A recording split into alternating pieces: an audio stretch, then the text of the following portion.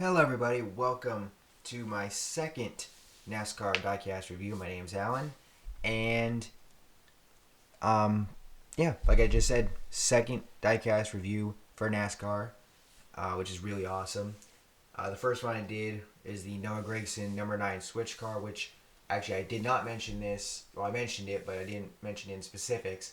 He ran that paint scheme 18 times last year, not counting the scheme that he ran at Chicagoland, which was a switch / Magnaflow scheme, and then the following week in Daytona, which he ran a switch patriotic scheme. So I alluded to the patriotic one, but I didn't realize he ran another one that wasn't specifically the switch brand, but had another sponsor primarily on the car. But either way, like I said, ran the car for at least half the season, or paint scheme for at least half the season.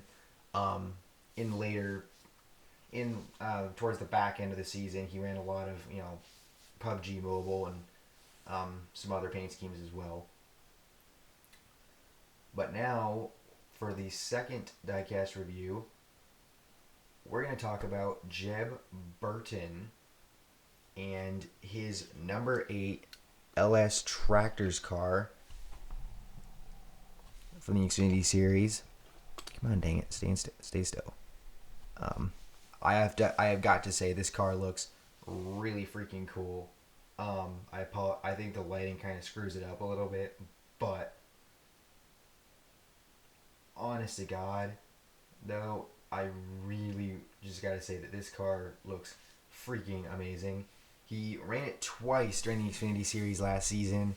I actually finished 9th the first time he ran it, and then he ran it the following week at Bristol and had a brake failure, so he did not finish that race. But the previous week he did finish.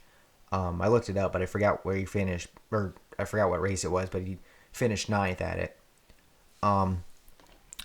So like I said, we got the Jeb Burton car, and I just wanted to point something out real quick. Crap, I don't think you can zoom any further. If you look real closely, come on.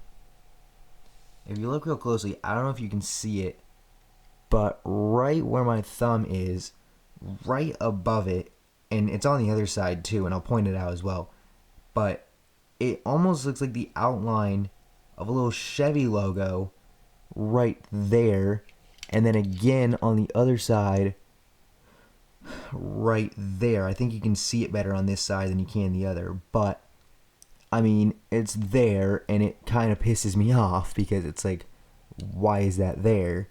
Like, I didn't even notice it on the right side. I only noticed it on the left at first. Anyway, but aside from that, the front end looks pretty freaking, neat and whatnot.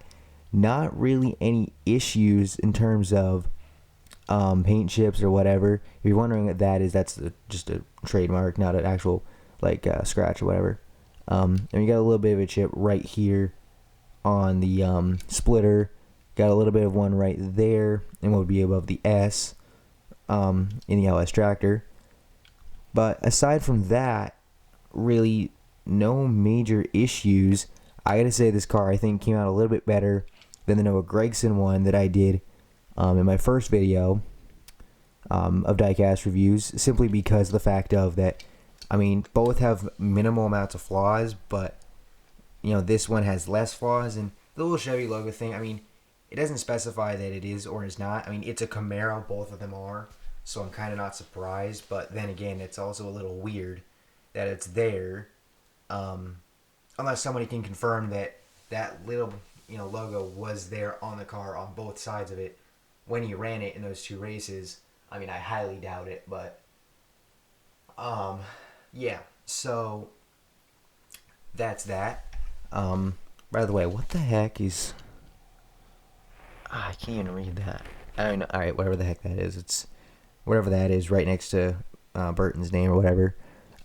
Can't tell what it is, but it's there. But like I said, both this car and Gragson's car that I did in my first video, they both came out flippin' spectacular, if you ask me. And I really like the both of them, quite frankly. And yeah, so that's going to be the end of this video. And like I said, at the end of my last one, if you like this kind of content, please hit that subscribe button, turn your notifications on, and also drop a like on this video and on my first one. And as I said, my first video, original Big Bri, OBB, the Diecast News guy, he's my big inspiration to do this. So go check out his channel. I'll post a link to that in the description box below. And I hope you all have a good day. See you later.